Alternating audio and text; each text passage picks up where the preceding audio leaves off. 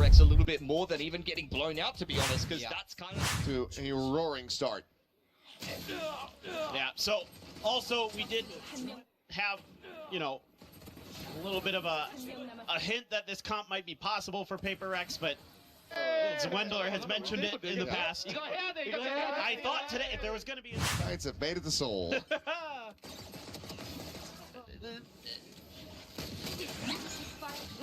Very nice on that, though. That is a great timing on that flash. That was beautiful.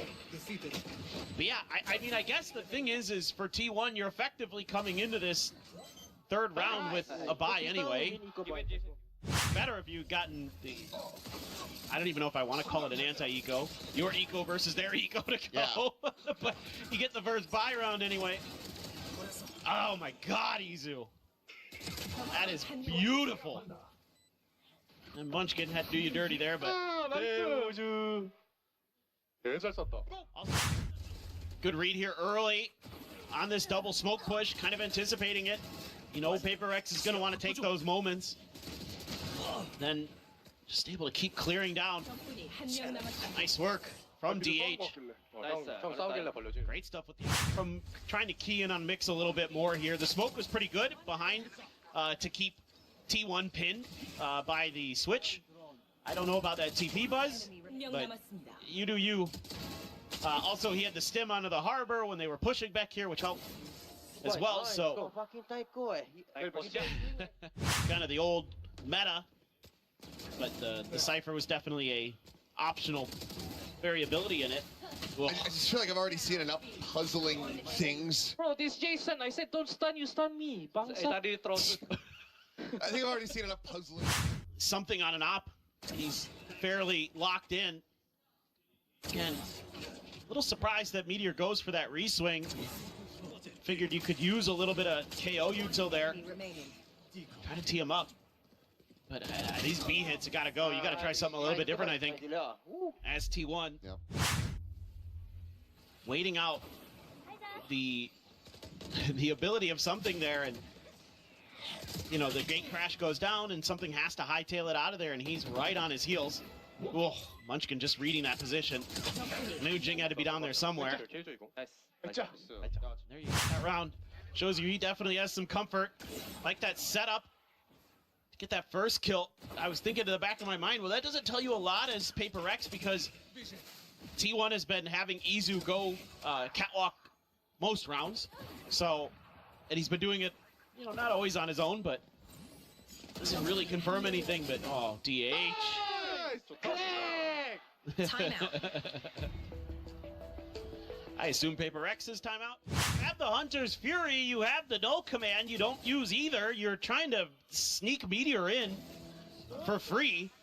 You're essentially trying to cheat a little bit, and I don't mean that in the literal sense. I mean that in kind of the get away with some things you could save your ults for a little bit later. But I think you have a really good opportunity here to just rip the follow-up off of someone else, whether that be util there. We saw the mix, you know, playing off the known positions of T1 players, setting up that op into a good spot.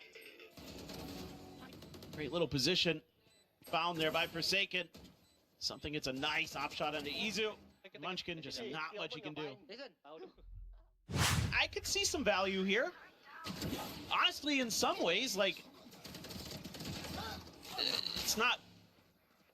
I mean, I think Omen's probably still better, but like, I kind of get it, actually. Like, you have a lot of ability to clear some weird angles with the impulse. The ult covers almost all of B's site from back alley. Literally everything but, like, the very back of boats. The theory here, really nice on this. You use the harbor wall to cut off the door and back site, to cut off the market door, and then you use the concuss to block off the market door as well, the impulse. One enemy remaining. That's actually really, really nice. It makes it really difficult. Should really start buttering their bread. Defender side, it's the old school. Whoa! Disgusting stuff from Nevi on that swing. That is a ridiculous flick. Woo! A very healthy buy. Pop flash there. El Clasico, the underhand behind the back. And then, yeah, the one-way, trying to walk through it, but So they're talking about it, then they're trying to go for a timing hit, so it gets a little bit chaotic in the comms and the timings that they're trying to find. You know, asking something, do you have a flash? Can we try to get through there? Not able to find their moment. Our PRX and T1, very sturdy. This is what this comp does best. Just plugs gaps, plugs holes. Makes your life really annoying. It's so easy to track all a little bit out of sync here. We're T1. Get that man advantage, but you gambled so much into mid. The site wide open. Meteor went for the swing. Forsaken dealt with him, and they just line up for him. Oh. Picks a lot of plays on that first one. I mean, kind of as a wall bang. I mean, yeah. I didn't get it either, but this is just a hell of a retake they set up. The flash out front. The paranoia as well, really nice. Great combo there to tee up the Blade Storm. Took a second for Meteor. That's kind of an awkward angle. It's again that early mid pressure that they're generating. This time around though, just up against an eco, so they're able to pivot pretty quick. Having that null command there, really nice. Just don't let, oh my god.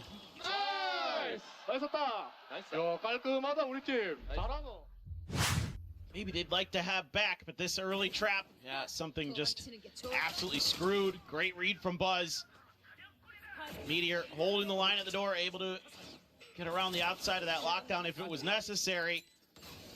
But then Meteor gets stranded here on site, crunched between Devi and Forsaken. Able to cheat his way forward. They cleared the trip a little bit earlier, and even though DH is aware of it, still can't stop Devi. This is nice work again from Meteor, but it's just not quite enough. The spot nice, but then they get caught because Munchkin just assumes market's clear. I think they just completely were on site, able to use that moment ahead of the wave to shut down something. Thought he could get through there free. Maybe a little bit of miscoordination there. 10 seconds left. A nice job by Forsaken, faking, but the problem was he was very weak. Cypher and PRX up to map point. I have questions about that decision to fight from that spot because almost every round Forsaken's thrown the impulse there. I really don't know why going up against an eco in particular would challenge like that. That seems a little over aggressive from Munchkin there, so top mid challenge here. But Meteor doesn't have one, so don't have the money. Oh, he's looking for a Tiles crunch here, and Divine fully blinded up, will get caught.